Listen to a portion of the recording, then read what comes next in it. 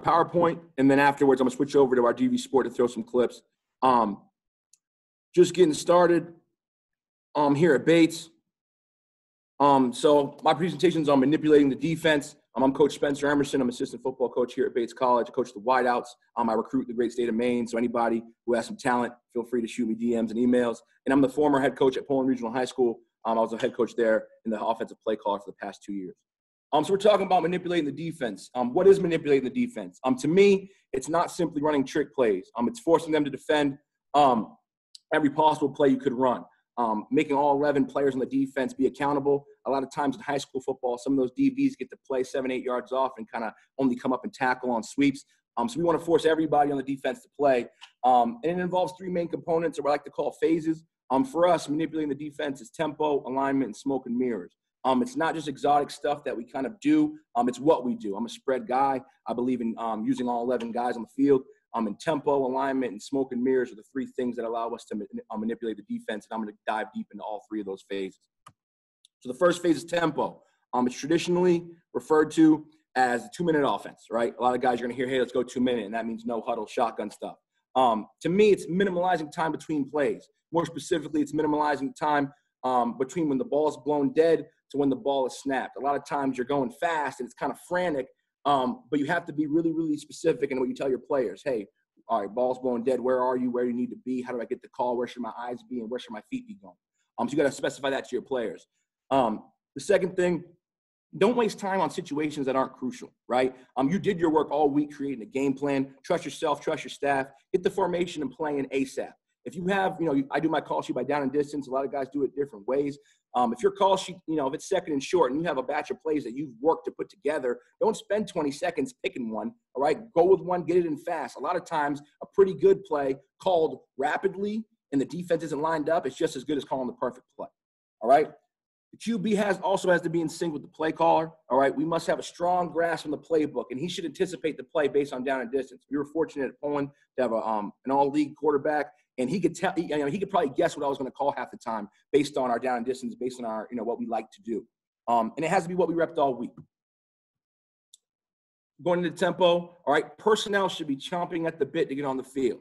All right, if you have to call a kid on the field, all right, you're going too slow, in my opinion. Tempo wasn't for that player. They should have a trigger word, all right? For us, it was rocket or train. That would told us our personnel. And but by the time I said the first syllable, rock, kids were already going onto the field, all right? If a player is really far downfield, you throw a lot of go balls, kids 40 yards downfield, all right? I have the kid get off where he is, jog it back up the sideline, and shell another kid on if I want to go fast, all right? At the high school level, we probably have to warn the officials about that, but it allowed us to play really, really fast and allowed us to maintain that level of tempo when we needed to. All right, right here is a glimpse into our playbook that we had last year, all right? It says what we do. So the first slide said Poland Regional High School offensive playbook. The second slide said what we do, all right? We do 3 main things when we're going tempo, all right? We get the call, we focus, and we play fast. Getting the call, understand what we're trying to do, all right? What are we trying to accomplish? Focus, can we identify the advantage? Use the grass, leverage, and speed to beat the defense, right? We call it having a plan. And 3 is play fast, right? Wear the defense out. We talk about wearing the defense out. Our practices, all right, in our practice, when we go team, we like to go fast, especially on Thursdays before a game, and that's kind of a form of a conditioning for us. We feel like if we can play fast, that'll allow us to stay conditioned and wear the defense out over time, all right? A lot of things I get from my offensive line coaches is about how do you protect during tempo? When you're going fast, how do you get your protections in? The pass pros cannot be super intricate or complex when you're going tempo, in my opinion. All right, they have to be simple but effective, and I've always talked about the Geico mentality, right? So easy a caveman could do it, all right? We had 2 main protections at Poland. We had quick and we had drop. Quick, simple as could be. It was always set to the 3 shade versus a 4 down front versus an odd front. We'd probably set it to the field or the formation call side. This would be a thunder. We do thunder and lightning for right and left. Play side tackle, C gap. Play side guards, B gap. Center's A gap to the 3 tech. Backside guard is A gap. Backside tackle's got the DN and the tackle stepping up for the backside B to pick up blitz. Nothing comes, you got to go find work. And the quarterback's got to get it out. And quick, I always say, get it out yesterday, right? Because you can't get it out soon enough. By the time, you go tempo and your quarterback gets decent at being pretty rapid, he'll be able to identify where you should go with the ball in quick game before the ball snapped. It's not that much time, but you still should be able to if you rep it correctly. Drop is a little bit more complex, but it's just drop back pass, all right? Play side tackle has 2 LOS, second man on the line of scrimmage from the ball. Play side guard has 1 LOS. Center's got 1 and 2, 1 being on the line of scrimmage, 2 being at the second level. Right, backside tackle's got 3 and 4 if he has a tight end. If not, he has a second man from the line of scrimmage on the ball. All right, if there's a Y in the mix, he has 3 and 4 backside with the DN and the second level outside linebacker. If he's not in the protection, the tackle has the play side backer to the 3 LOS. A lot of times when you're protecting with 5 and they send blitzes, the quarterback's responsible for throwing off that 6th rusher, and he has to do a really good job of identifying that guy and beating him with the ball getting out or his feet. So those are the 2 main protections we do. We have sprint out stuff, but to us, our sprint out is just outside zone, don't go downfield, turn back. All right? Our play calling system within a tempo offense. In order to go tempo, there has to be a simple system installed from day one. All right? Examples, wristband signals or numbers, colors. All right? Some guys use boards. A lot of it happens verbally once you get a taste for it. And the formation and play have to correlate. It's easier if you can run all your basic plays out of any formation, right? We want to be able to run our bread and butter, our inside zone, our outside zone, our screens, and our quick game out of any formation. All right. It has to be rapid and what I call strategically frantic. So a funny thing I do is when I'm at practice with my kids, I'll tell them, hey, I'm going to be screaming, snap the damn ball, snap it, snap it, snap it. I'm not yelling at you. I'm yelling at the officials. Then I'll get with the officials before the game when they're looking at the game balls and say, hey, guys, during the game, I'm going to be saying, snap the damn ball, snap it, snap it, snap it. I'm not yelling at you. I'm yelling at my players, right? It creates this kind of it relieves anxiety off the refs and off your players, but it allows a frantic environment for the defense to feel the need to get lined up and get ready to go before the ball snap. So the second phase after tempo is alignment, all right? I'm a big believer in that defenses line up to you as an offensive coach, all right? Their goal is to be sound. You got to use formations that make it hard for the defense to be sound. Identify stressed players pre-snap. These players should often be the read key and should have to cover a lot of space. A stressed player to me is an apex player, an outside backer, a widened out D-end, somebody you can read. And there has to be a method to the madness with your alignment. If you run exotic formations, there have to be effective plays you run out of them. You can't just stack receivers just to stack them. You have to be able to throw it to them. You have to have a route combo off of it. You have to be able to do things effectively out of your exotic formations. And I don't believe in exotic formations being a small part. I believe in them being ingratiated in the offense so that there is always a method to the madness because it's presented the same way a normal 2x2 set is. All right? Common offensive formation variations that manipulate the defense. All right? Stacked receivers, up backs, a fullback or an H-back hidden behind the offensive line. An unbalanced offensive line creates conflict for a lot of defenders. Something subtle that I like about alignment is O-line splits. If you wind out your splits, you can move a D tackle or a D end out a little further. It's subtle, but it also manipulates them to get them lined up where you want to be, either to kick them out, to read them, to come down on them, to reach them, so to speak. And then covered eligible players, get the DBs a little bit confused, especially at the high school level. They don't know who's covered or uncovered, and they don't know who they should cover or not. All right. So with alignment, the biggest thing for me is how many different variations can we have of the same formation for the same play that puts the defense in conflict. All right. So jumping back into last year's offensive playbook at Poland. All right. For us, 2x2 in our rocket personnel, which is our 10 personnel set, 1 back, no tight ends. All right. We call DEUCE, just 2x2. DEUCE right tells the back where to go. All right. DEUCE right flip tells the slots they're on, flankers they're off. DEUCE right stack tells us the slots are going to go stack on out over the wideouts. And then DEUCE snug. All right. It's just our 2x2 coming to a snug variation. So all of these looks, all right, we can run all of our normal plays out of these looks, right? This looks like an exotic formation. For us, it was very basic. All right, these are all basic. All teams have these. And this is something you see more at the collegiate pro level, a snug look that allows for really good angles on down blocks and pulls, mesh concepts, flood concepts, stuff like that. Our 3x1 world, all right, again, and still in rocket, we go trips, trio, and tray. Trips tells us number 1's on the ball. Trio tells us number 2's on the ball. And tray tells us number 3's on the ball. All right, instead of saying, trips right with a tag, we say trips, trio, tray. We all know those are our trips formations. The back's always to the trip side. Unless we say swap, then we'll swap them. But this allows us to play fast and get in our trip set depending on who we want on the ball. Torch is a formation we use in trips a lot at a rocket personnel. All right, we stack up our slots. All right, we bring the Z off of the ball and the X is backside by himself. All right, this puts a lot of overhang players and safeties in conflict. You'll see a clip that we have that Bates runs. At Bates, we call it train close. And it allows us to make the defense have to catch what we're doing rather than be the aggressor. If they come up and point it, all right, the stacked receiver oftentimes gets a decent release. And if they don't come up and point it, we're allowed to get to where we need to get, and the defense is playing catch and they're a step behind. So that's torch. All right, bunch is a normal bunch set. Every team has it, every spread team. All right. Then we get into up backs. Our trained personnel is what a lot of teams call 11 personnel. We take a slot off the field. We bring in an H-back or a fullback. All right, our twins right we have our twins, our flanker and our slot out wide with our tailback always to the call side. And the weak tag is for the back. He's off for the weak side guard. This is twins right strong. Same thing, only the up back is now stacked over the play side guard.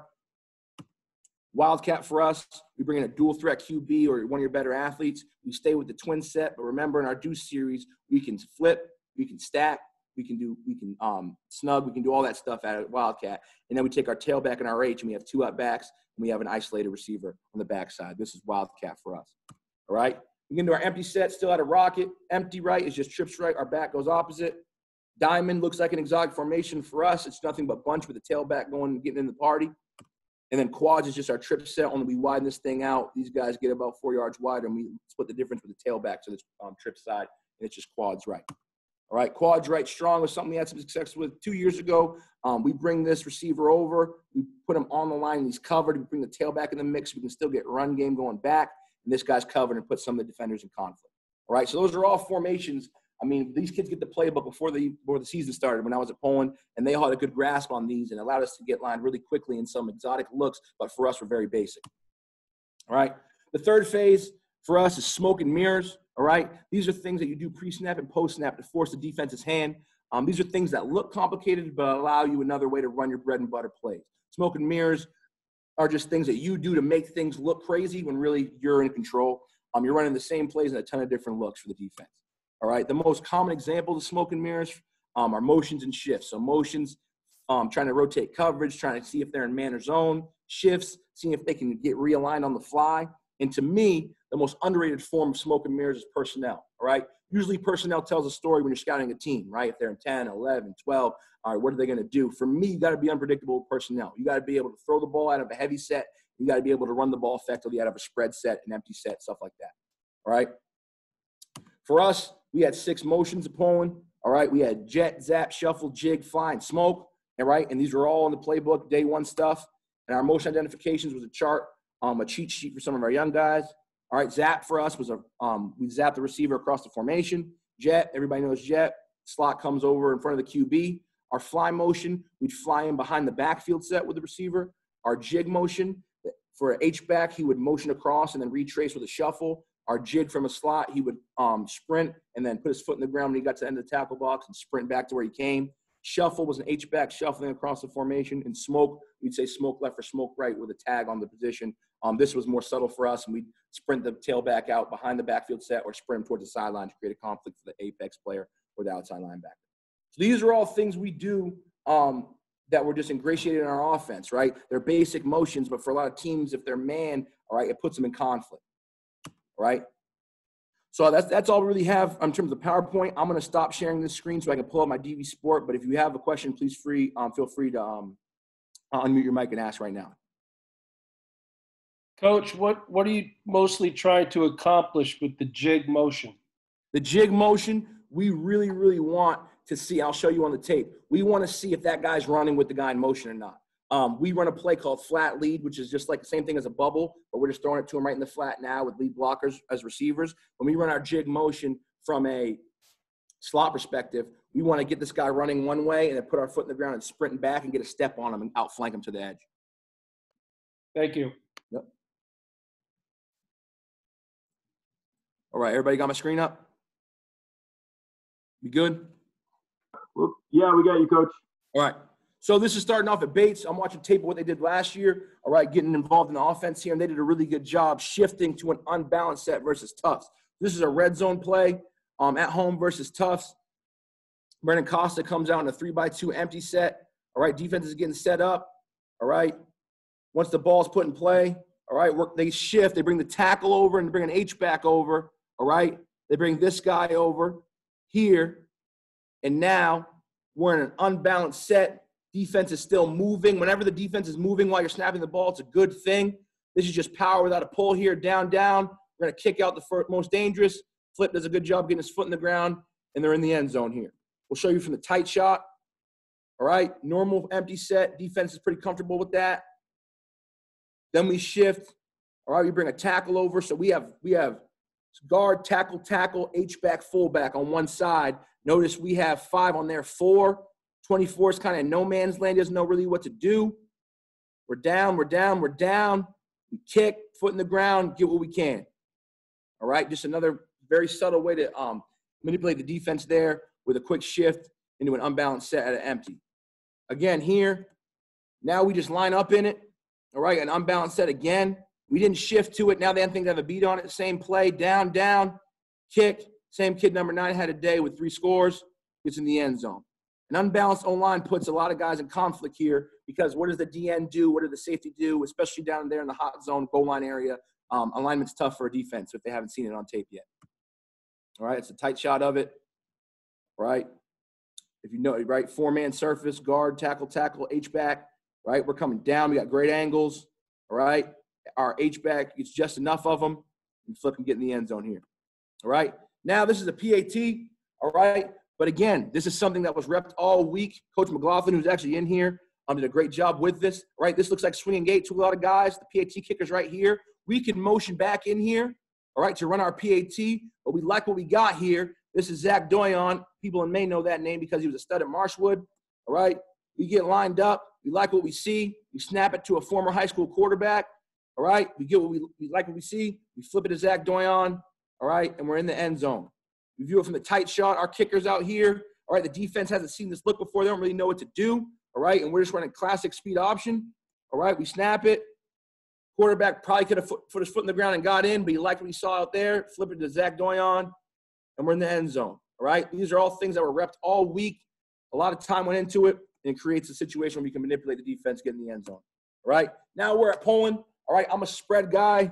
Hathaway will probably laugh at this, but he was at the Lobster Bowl. All right? Here I am running a jumbo set. This is our first jumbo snap of the season, week 1 versus Spruce. We took 2 slots up the field, brought in an extra lineman, a fullback, and an H-back, and we're under center, and people are going, what the heck is Emerson doing? All right? We line up under center. All right? The whole way, we're showing ISO here. All right? It's a heavy set. It's a run-heavy formation. We're down in the red zone. All right? But we want to be unpredictable. And for me, it's subtle. But our smoke and mirrors here is showing a run-heavy system. All right? And we boot out. Really nice job by Brady Downing here. All right? This looks like ISO all the way. He has the ball tucked in right here. All right? We probably should have ran ISO because it was there. But either way, nonetheless, we boot it naked. Offense has to go downfield. Plenty of time. Completion. Right? All right, so right here, when we talked about using the up back or the H back here, this is H trips for us, all right? And we shuffle motion this guy to get what we want from a zone perspective, all right? We shuffle him across just to get numbers on the edge. Clearly, they didn't really do a great job. They didn't move with him when he motioned. We saw down a previous play. We get the edge. He seals that guy, and we're off to the races, all right? These are subtle things, all right? But these small motions and small alignments allow for explosive plays, all right? Now we're here. Same set, only this is just dice for us. 2x2 is deuce. Dice as the backside slot comes in as an H-back at a trained personnel. This is that jig motion we mentioned. Now, if you notice on the back end, he is moving with him, right? He is moving with him. So now we go like this. We jig him back, and Sam Luce is going to go and kick out, all right? And we're going to fold up inside here on another play. Center gets beat, but luckily Joe Ring gets a good job putting his foot in the ground, get what he can. You can't see it because we don't have a tight shot, but Sam Luce ends up getting a good angle on this jig motion to kick this guy out. He actually puts him down, and it creates an explosive play for us, right? Simple motions from the H-back create explosive plays. Here, all right, we're at a playoff game in 2018 versus Wells. Our H-back is coming in jig motion again and does a really good job of getting inside, getting to the second level, and creates a really good run play versus a really good Wells team. If you notice here, we don't have it from the beginning, but these safeties are playing games whenever we went in motion, so we thought we'd go in jig to try to loosen this guy up a bit to the outside and fold up inside of him. And it creates a decent run play for us. Here, we end up swapping our H-back and our tail. All right, we come here. The H-back does a decent job of just getting to the tackle. But the beautiful thing here is we live in an RPO world. Our quarterback has the freedom to throw a screen whenever he feels like it. So the smoke and mirrors here is it's a run-heavy formation, right? An H-back and a spread offense, run-heavy stuff. We swap him to the other side. He comes in a little bit because now he's over, all right? He's playing pretty far off, right? We tell our quarterbacks on our RPOs, ride it out if it's inside zone. But if you like what you like, forget the fake and let it fly. He pulls it, throws a bubble. Outside guy gets enough of the guy for us to get a first down. All right. Now, another thing you can do with motions, all right, this looks like an exotic play, but for us, it's something we game plan and we did all season. We just waited until the playoffs to use it. Our H-back comes in jig motion here, all right, and then settles up underneath the center for a sneak, all right? Something to do was 3rd and 1. Obviously, they're anticipating run. We shoved them across a few times. We jigged them back. Now we go jig, and this was just H sneak for us. Settling up, give them a little tap on the butt. We snap it, pick up the first down. All right. Now we talk about smoke and mirrors. A lot of coaches do this. I'm sure you guys all do, but it's called the setup. For us, our best pass play at Polden was flood, sprint out, flood concept. All right. We got a flat for number 3. We got a deep out for number 2. We got a vertical from 1. Sprint protection up front. Tailback comes in front. This is a good play for us. This is a flood example. We run flood a ton. Good play for us. Here, same thing. Now we have an H-back. We're in deuce. We shuffle him across. We're going to shuffle him into the flat here. He takes the bait, and we're able to throw the deep out for number 2 behind his head for a touchdown. All right? So those are all flood plays for us. This is another example. All right? We're going to shuffle him over into the flat. Number 2, Isaac Five, is going to run a deep out. He has to take the H-back in front of him. Big play for us again. Which takes us to now our setup is this. All right? Flood for us usually is a flat, a deep out, and a vertical. Now we want to put some stuff on film. So he runs the flat, he runs a deep out, but we ran flood plus where he shows the out and heads vertical, and he ends up being the intermediate route on a stop. All right, so this is just something we do. Our smoke and mirrors are from game to game where we show flood a ton, all right? But now we're switching responsibilities with these guys to hit a big play. So we sprint out, he runs the out, he heads up field, we pull up, and we're able to hit a big shot on the out and up on a play that was a normal play for us, and we just made a slight tweak, all right? And that was part of our smoke and mirrors and selling them on something they're used to seeing. Right here, same thing, all right? This is, right, we have an out from 3. We have an out and up from 2. We put this on field. He's playing over the top. He's running with him. He's taking the bait. This guy's so open, he's jumping for it, and our quarterback finally flips it to him for a good play for us, okay? Now we get into motions here. All right, this is a zap motion from our slot, and this is our flat lead play. Flat lead for us just tells us he's going into the flat, 2 lead blockers, and the quarterback's got to get it out as fast as he can. All right, catch, tailback, get out of his way, get it out, and it ends up being a touchdown for us. All right, when we motion in this game, all right, they didn't really know what to do with it. I noticed one time we zapped, they didn't run with them, so I said, hey, we got 3 for 2 right now. This kid, we think he's a little bit faster. We can get a step on him. He's coming on a blitz anyways. Get it out to him. Ends up being a touchdown. All right. Here, all right, what we talked about earlier. All right. Now we're going to jig motion with our slot. And notice this guy's coming with him. All right. Jack Bryan, a really good player for us. For Spruce. And Isaiah, a really good player for us. We're matched up all game. He was running with him wherever he went. So we jig motion. We get him into the box a little bit. Then all we need is a step. Right. Now he's a little bit out of position. Snap it, get it out to him. All right, we got him by a step. We miss a tackle. We pick up a first down. All right. Now these motions and stuff all bring us into an RPO world. Again, quarterback has the freedom to do what we want here. We like slant because we have access versus these guys. All right, so we zap motion. All right, this time he did run late. All right, if he wouldn't have ran, we're just going to hand this thing off. Right, we're going to hand this thing off. All right, here. When we got a stand-up end out here, we're going to full block outside, good old full block, and go run zone here. But he comes late. Quarterback's smart enough to recognize it. Now, all right, we're fold blocking. We have our action here. But we tell this guy all the time, if he stays put, throw it behind his head, and we hit a slant for a touchdown. All right? So it ends up being a decent play for us. Now, there's a lot of things going on here. We have a zap motion. We have our zone. We have our on-the-fly adjustment up front. All right, and we have a slant where we're not coaching up his technique so much, just to, turn in and get it. All right, little looky, we zap, quarterback sees him leave, pull it, get it out over his head, and we're in the end zone. All right, here, same thing. We're going to zap across. They were matching up with our slots, but this is a trip set. We put our alignment snugged in a little bit because the more snug we were, for whatever reason, that corner was deep. He wasn't in the picture. All right, we zap across. He leaves, goes inside the box, and then we run slip screen. He's pretty much naked, all right? just this little motion allowed this guy to free up. We tell our quarterback to exaggerate his drop on slip screen, fall on that defensive lineman's belly, dump it out, and it ends up being a decent play. Our guard probably should have gotten that guy's way, but nonetheless, a good play for us. All right, here, same thing. Excuse the film mishap.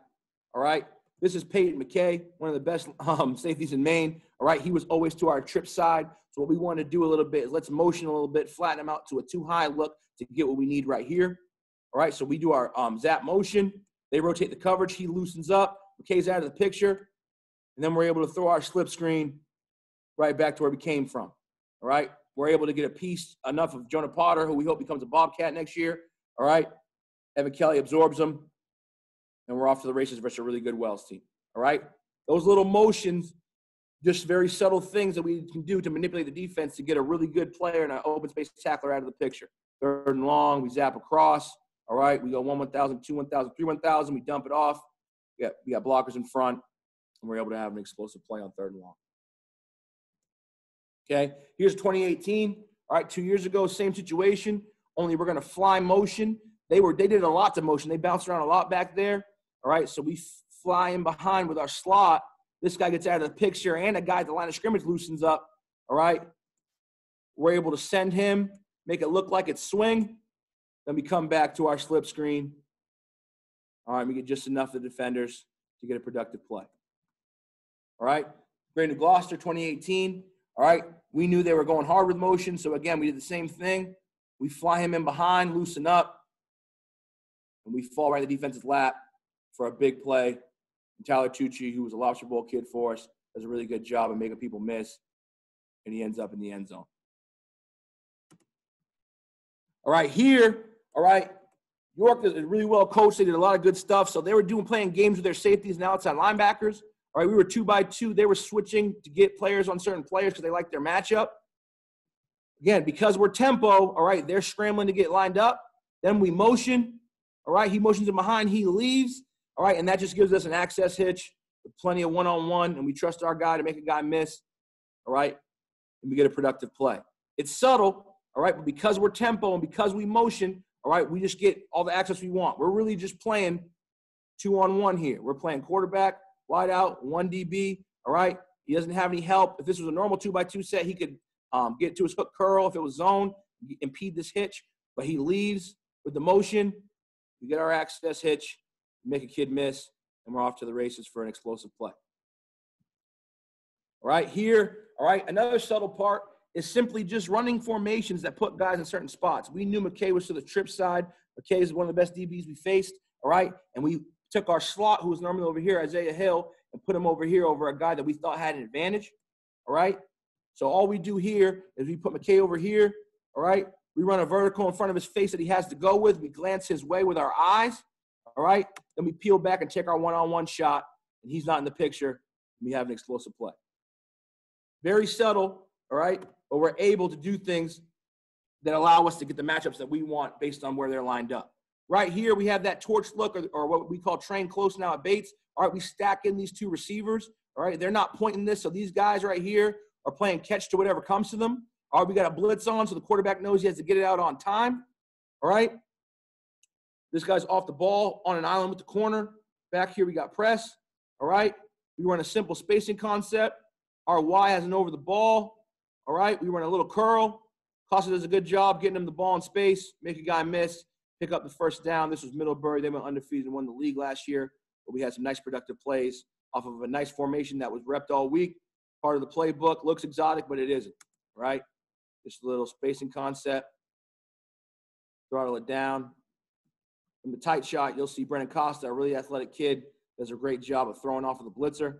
All right, they're communicating the protection. Tailback's counting. Little movement up front. But we know, quarterback knows there's space out there. All right. Blitz comes. Don't panic. Hitch up. Be a good athlete. Get it out just in the nick of time. Christian Oliveira, really good player. Shoots the pole. Makes a play.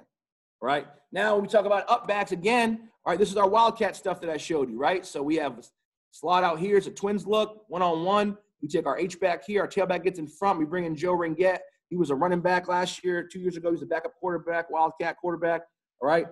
And here, this is just split zone for us. But split zone for us when we have two up backs looks like power, right? We're going down, which is some zone action. We're kicking out here. All right. And Tucci's going to insert, and we're going to follow the pile. All right. Two up backs looks kind of different, but we're in the end zone untouched. Got what we need. Now we're in the same look. All right. Very run heavy formation.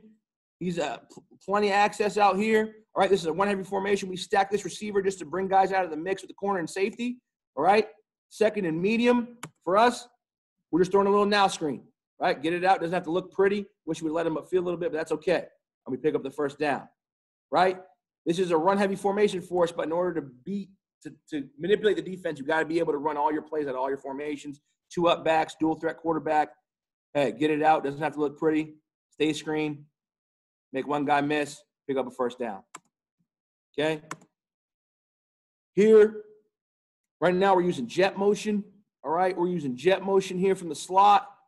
They're running with motion. They did a lot with motion, and now it looks like they're in a man world. All right, we have press here. I tell our quarterback to read front side on jet. So he comes up. We have him beat.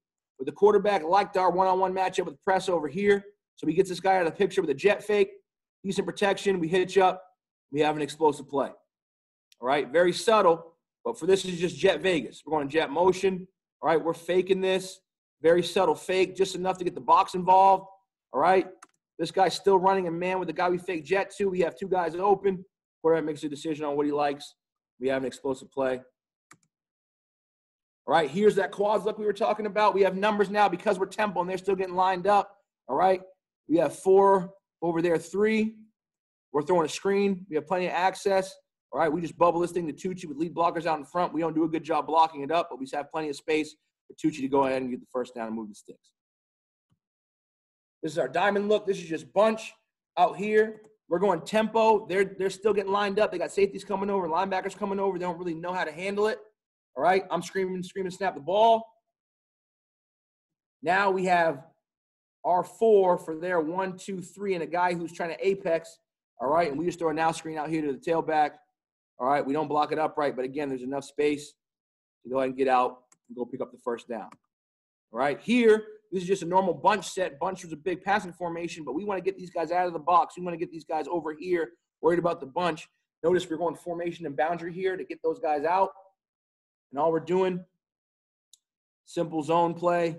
All right, hits on the cut back out the back door for a productive play for us. All right, same thing here in bunch. All right, we want to bunch and get these guys out here with the safety. All right. Get up inside, and it ends up being an explosive play for us at a bunch. Now, you got to be able to run everything at every formation, right? So we've shown 2 effective zones in this play. All right, now we have our bunch set. So what they did was they just left their corner out there with their safety help, brought this guy back in the mix, and kept the integrity of their box for our run. So what we do, we run a simple divide concept, and we hit it for a touchdown. Unfortunately, our left guard here is a backup kid that played cross country his second football game ever. I don't think he understood the idea of pass pro. We tell him find work, and he was going to find work a little too eagerly, and it gets called back. But nonetheless, you get the concept of bringing these guys in for the run after you run it effectively and hitting a divide concept at a bunch to the end zone. All right, here we have bubble called. All right. Normally in bubble, all right, if he's back here, we're going tempo, so we often assume he's back here. Our receiver's going to come take 2. He's going to run this guy off to come block this guy, all right? But what happens is we see press. Whenever we see press in screen game, we're running by, all right? Our quarterback knows that no matter when we see press, we're running by. Out here, all right, we get a look. Quarterback just glances at the bubble. He could have thrown it. He wouldn't have been wrong. We'll take our one-on-one in space, all right? But he retraces, resets, hits over the top. Unfortunately, we drop it, but we got to show bad film to tell the whole story. All right? But we get our release we want. We run by. We glance the bubble. We pump it. And we have what we need in the pass game on the vertical conversion. All right? Here's just a deuce stack. All right? This is early in that game versus Freeport that we showed. All right? Now they have a 3-2 box. They have their 2 high safeties back here. All right? Out of the picture. They bring the outside backers out here. Get in their corners. We widen them out. Just to run inside zone, get up inside, you get an explosive play. Okay? Here, the playoff game versus Wells. This looks like a super exotic formation. My 8-man guys know all about this right here. We just got center, guard, quarterback tail. If you notice, you look closely, all right, our tackles are standing up right here. All right? They're covered up. They're in 2-point stances. All right, but we just want to bring these guys out here just to show a different look. This isn't a trick formation for us. We called it Monster. We repped it for 2 weeks leading up. All right, here, they have a lot of guys in the box. We do not. We like our numbers out wide. If you notice, we had zone called, all right? So we have our inside zone coming Tucci, but we had 3-on-2, third and medium. So we throw the now screen out there, get in their way just enough, all right, and pick up the first down. So now let's bring this to the final 2 clips. All right, these are punt, all right? We were fortunate enough for our quarterback to be our punter. We're normally a spread punt team with 2 flankers and 2 wings, but they were a heavy rush team.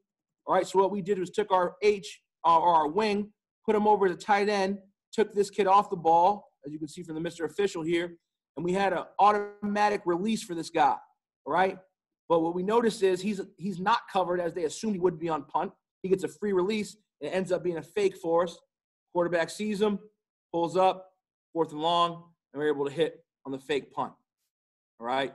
Very subtle, but again, this is that alignment, smoke and mirrors part. It's a normal punt play. We got the up back. We have our normal punt gunners in. All he does is take a step off. This kid who on film was here is now here, all right? They don't notice. They're still coming after it, all right? We don't do a great job protecting, but he's so free on the release, the quarterback can just pull up and throw it to him, all right? And it ends up being a good play for us. In our last clip, all right, same exact thing, different game. Our wingback who's normally here is now here in a 2-point. All of our guys on punt are in 2 points, all right? We mess up this protection. He should be out fanning out here. He should step up here, but they get mixed up. He comes outside for some reason. But again, he gets that free release. Now he's under a lot of pressure to the point where he probably couldn't have got this punt off unless he did it in a 1-step op. But we roll out, make a guy miss, and he's so free that all he has to do is get it out in the vicinity of him. We pick up on a fake punt again, all right? So it works in special teams as well, all right?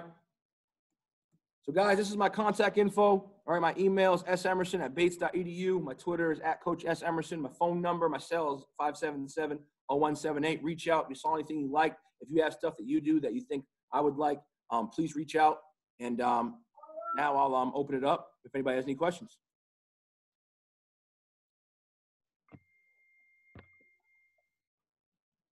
Coach Hath, you're muted. I can't hear you, man. Yeah, I know. I was yelling at my kids. Gotcha. If you allow, that was good stuff, man. Thanks. Nice job, Coach. Thank you. You know, guys, a lot of you it's guys want to hop on and ask some questions? Go ahead. Yeah. Yeah, I got one for you, Coach. Yeah. I actually got 2 for you. A lot of your bunch formations and things of that nature, the trips, the quads, the diamonds, it seemed like you guys were coming out of huddle and lining up in that formation. Are you guys playing around at all for shifting to those formations? Yeah, so when we went diamond or quads, we didn't huddle at all. I think we did in year 2. We played some good teams like the Levitts, the Wells of the world when we were kind of outmatched. So we didn't want to play that game of clock management. We wanted to eat some time. In those games specifically, that was either the first play of the drive or we just got lined up in it really quickly. So our quads and our diamond and our bunch, we just signal in for us. It's bunch right or quads right. If you want to go diamond, I would just say diamond. And the quarterback relays it verbally. And then I give them a number on the wristband. They get lined up. We had to practice it a lot. I mean, we spent a lot of preseason getting lined up and playing fast. When we install formations before we install plays. We spent all summer installing those formations so we can get lined up in those quickly. And, I mean, we had our youth guys running bunch and quads and stuff like that. And it allowed our kids to not worry so much about the execution until they got lined up. So they knew what quads were, they knew what bunch were, they knew what diamond was. And we didn't huddle at all in the first year and a little bit in the second year. But we played fast, and it's an exotic look, and we're trying to snap the ball, and we try to snap the ball every 12 seconds. So if we can get lined up in a diamond look in 12 seconds, the defense either has to burn a timeout or, like you saw on tape, be a little disheveled as we're snapping. Nice. And the footage that you were showing from the high school level, was that from last year? Some of it was from last year. The more blurry stuff was from 2018. And I have plenty of clips I'd be willing to share. I have it all downloaded. That's from Poland. And in 2018 we were in Class D South, and this past fall we were in Class C. Last fall you were where? Class C South. The game versus York, and the more cleared up game versus Wells in Lake Region. All those tapes were from last year. Real quick, what can you tell me about Wells? Well coached, physical.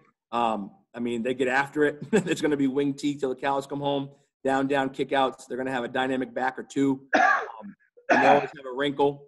They always have a small little wrinkle variation of wing tee that they're going to hit you with when it's when you don't expect it.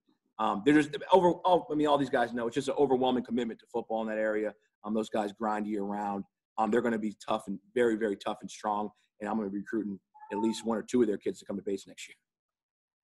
Who's their best player coming back, in your opinion? In my opinion, Jonah Potter, number 39. He plays fullback and linebacker. Older brother was a stud. He's a stud. I mean, he got a beat on our signals during the game. So keep in mind, we're going tempo. And he's looking over, and he has a beat on what we're doing because he was so involved in film. He's super strong, athletic for his size. He's an ass kicker, LB. And when he gets the ball, it's kind of scary too, especially if you haven't been as lifted as much as they have. Thank you very much. Yep. Coach, when you're in trips, trio and tray, Yep.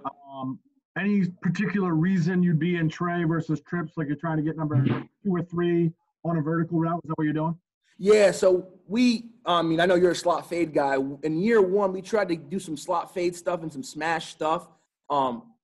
We ended up not being great at it, unfortunately, for whatever reason, because of personnel. We go trio when we want a motion. We had a motion that we use sparingly, which is called Zen, a little Z-in motion. So we'll put 2 on the line, and we'll get the flanker just jog in to stack in behind. And I wish I had clips of that to show you guys, but I could probably find some, and we'll throw him a little now screen, or he'll motion and run a little under route into a mesh concept from a little Zen motion. Tray for us, we ended up running a lot of tray snug and tray tight. We would try to, when we were going fast and we had trained personnel on the field, we'd have that H-back step up in a 2-point receiver stance in that tray look, and have them come down and run a flat route and flood. For us, for press corners, if we go bring that Z off the ball a little bit, it gives us a little more freedom, a little more access to get an easier release, especially for kids like ours that we had some really young kids on the field that weren't well comfortable versus press, and some of them not having the best technique to beat press. So if we could free them up a little trio and tray, that's what we did. And do you throw another one? Do you throw flood from the pocket, or is it always sprint out? We always go sprint out. When we wanted to throw that deep out from the pocket, we do it at 2x2. We'd like sprint out because our quarterback, we were fortunate Brady was a pretty good decision maker on the move, and it allowed us, if we were asked out and they had it covered, for him to have some momentum to scramble and get upfield. Sprint flood for us was a good play. We had some sprint throwback screens. We ran the lobster bowl to a dub tight end, the Cape kid. And then when we sprint to it, we allowed us to have a little bit more freedom on that. Our O-line wasn't the greatest, so if we can get on the move and protect our quarterback a little bit longer with his feet moving, than being a sit and duck in the pocket. So we like flood a lot out of sprint out. Yep. Thanks. Yep.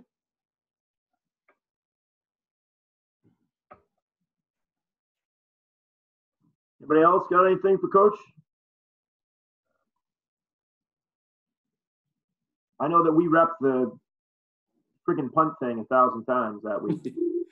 Yeah, it was Coach You Bentley guys and I. completed a pretty high percentage of them. Yeah, it was interesting. It was Coach Bentley and I, my O-line coach. We talked about it, and he talked about how bringing that guy over. And we initially started off as a rugby. We were just going to bring that wing back over to tight end to give us some numbers, and we weren't great at booming the punt, so we figured we could just roll out and boom it off the run and get it to roll a little bit. We thought it'd be good, and then we noticed we were like, man, I don't know if guys are going to change their punt return and how they're coming after it. So we just told that guy to leak out, and it ended up being a decent play for us on 4th and long. You guys did a good job too. I saw some of those clips from the playoff game with Wells in 2018. You guys did a good job in that game of just giving them. I mean, you emptied the sink on them in the first half with some stuff. It was good. Yeah, they were just. I mean, they were obviously a juggernaut. We were the 8th seed. Everybody got into the playoffs. We were 3-5, and we sat down as a staff. I see Coach Chasen and Alfonso in here, and we just thought to ourselves, all right, how are we going to move the ball effectively? Because if we line up and just try to go mano-a-mano in the run game, I don't know. And they had Tyler Bridge and Peyton McKay at DB, so we knew we were outmatching them from a man coverage perspective. We did a lot of different things, the monster look, ton of motions, ton of screens to try to loosen those linebackers up a little bit. And it was 28-14 in the third quarter. They got the better of us, but we were in the game late, and that's all we could have hoped for. Cool. Anything else, Ben? Yeah, I just thought of another one. You said you didn't, in terms of the manipulation, you didn't really consider trick plays to be part of that. With that said, with all these formations that you run, were there any trick plays that you really liked to run? Yeah. So for us, we had trick plays that had a lot to do with manipulating our tempo. So a trick play we had versus Lisbon in year 1 in 2018 was we were going frantic, and we have like a clap cadence that we do. All right, we clapped as a dummy cadence, and we went up under center, and we didn't even run the play, but we were making it look like we were running sneak, and we were trying to go really, really fast. It took a little bit of courage to run because it was 4th and inches, and if it didn't work or we went false start, but we get up, maybe clap, we're an empty clap, quarterback comes underneath the center, and we freeze cadence. For us, that was a trick. That little jig sneak we did with the H-back where he'd shuffle and come back and get under center. We had a play in that game where he shuffled, came under center, we snapped it, tossed it to the quarterback on like a halfback pass. We didn't hit it. Peyton McKay made a great play on the deep out. But tricks for us, we didn't have too many tricks. Last year in the playoff game, we had this thing I took from Coach Perry when he was at Princeton, this little 2-quarterback thing where we'd snap it to one side and snap it to the other side. It wasn't that effective for us. For me, tricks have to be – you have to have a really, really good play. So my version of, I guess, a trick or a gimmick was taking our flood play that was so effective, swapping responsibilities from the flanker and the slot, all right, doing a little out and up and having a vertical comeback. And for us, that's just a thing we did to try to switch up the look. But for us, we like the reverses and the halfback passes and all that stuff. For us, we didn't have too much success doing it. So we just took this manipulation stuff and made it elements of our normal offense and didn't present it as tricks, even though if it looked tricky from a defensive perspective. Cool. Awesome. Anybody else, man? Good job, Spence. Yeah, nice work, man. Good stuff. Learn from the best, huh, Coach? Yeah. Okay, really? No, but seriously, this pumpkin I ever was, that's for sure. Hey, this is great, Coach. I mean, this whole virtual clinic stuff and being able to see guys and see the UMaine guys and all the college coaches, and now that I'm at Bates, getting a chance to kind of look back on what I did, and then as I'm relearning this Bates offense, seeing all the stuff they do, look back to come. If we do this ever again, present with some Bates stuff that we create here, and ultimately just really, really excited to be in a virtual room with so many guys. Good coach. I see John Solomons and hear my boy. See Wes, all you guys, BL, Coach Soren, who I'm trying to talk to his kid, halfway trying to talk to your kid. So I'm sure you guys will be hearing from me. Cool. Appreciate your time, man. Good stuff, right, as usual. Thanks, Appreciate it, guys. Thanks. All right, fellas. Take care. Thanks. Thanks, Spence. Thanks, Coach.